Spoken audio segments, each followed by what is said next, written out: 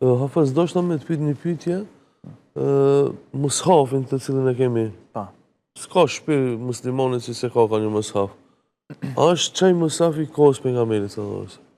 Kurani është të buar në dy periudha.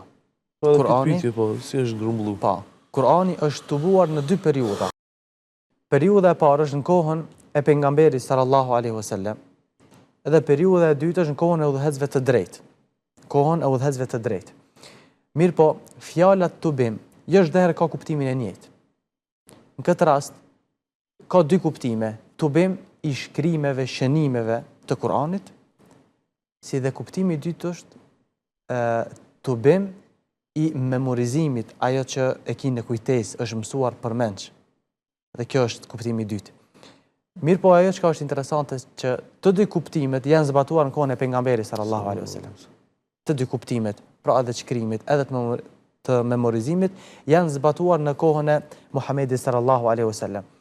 Kurani, mushafi që kemi ne, është shkruar dhe është ruajtur duke u mësuar përmendsh dhe duke u shkruar. Muhamedi sallallahu alaihi wasallam ka qenë vetë i parë që ka mësuar përmendsh me zbritjen e Xhibrilit alayhis salam duke komunikuar shpalljen atij. Andaj Allahu thot në Kur'an, ne kemi për detyrë ti të bojmë pjesët e tij, pra të Kur'anit, në gjoksin tënd ta lexojmë atë, dhe kur ta lexojmë atë ti përcjell leximin e tij, pastaj ne kemi për detyrë ta shpjegojmë. Andaj kur zbritin ajetet e Kur'anit, sahabët lexonin, mirë po shumica e tyre i mësonin përmendsh. Pejgamberi sallallahu alaihi wasallam, ndërkohë thëriste shkruesit e veçantë, të cilët e kanë shkruar shpalljen dhe i mësonte se cilin ajet, në cilin vend, në cilin sure ta vendon. I mësonte shokët e tij.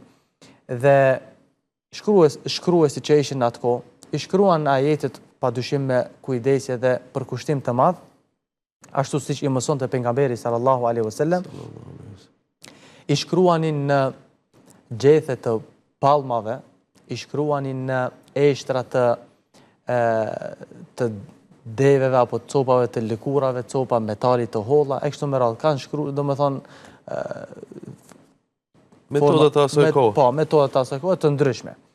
Mirë po, ajo që ka është më rëndësi, që të gjitha ajetet e Kuranit kanë qenë të shkruar në kohën e pejgamberit sallallahu alaihi wasallam, nën kujdesin e pejgamberit alaihi salam. Mirë po, mos të harrojmë, nuk ka qenë i tubuar në një mushaf. Dhe kur ka ndodhur kjo pastaj tubimi? Kjo është pra tubimi. Dhe si është grumbulluar? Faktorët apo grumbullimi i mushafit pas vdekjes pejgamberit sallallahu alaihi wasallam.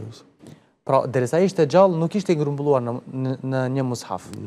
Pas vdekjes tij sallallahu alaihi wasallam, sahabët fillonin të friksoheshin për shkak se vdiqen një numër i madh i mësuesve të Kuranit, kurrave të Kuranit, lexuesve të Kuranit, në veçanti në disa lufta që ishin atëherë, dhe me këtë shkak Omeri në periudhën që udhëheqte Ebu Bekri radhiyallahu anhu, udhëheci i drejt Ebu Bekri, Omeri e këshillon që ta tubonin Kur'anin.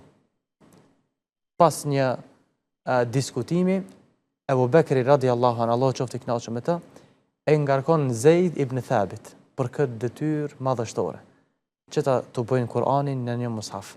Andaj Zeid ibn Thabit filloi që të mblidhte regjistrimet, shënimet, shkrimet e Kuranit që kanë qenë nga të gjithë banorët e Medinës, të rendiste, të shtjellonte surrat dhe ajetet me radhë ashtu siç ua kishte mësuar vetë pejgamberi sallallahu alaihi wasallam.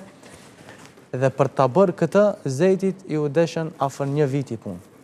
Andaj kështu u mblodh apo u tubu në një mushaf Kurani me një korekci të madhe, duke u bërë një libër i shkruar, i përmbledhur në një mushaf dhe u ruajt tek shtëpia e Ebu Bekrit radhiyallahu anhu. Mirë po, se përket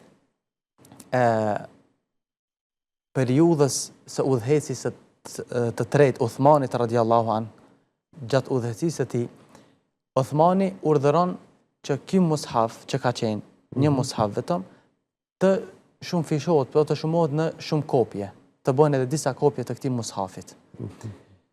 Kështu Kurani u ruajt në formë që ju është shpall pejgamberi sallallahu alaihi wasallam nga ana e Allahut dhe erdhi deri në ditët tona pa pasur asnjë ndryshim në tekst. Kështu dhe do të ruhet deri në kiamet.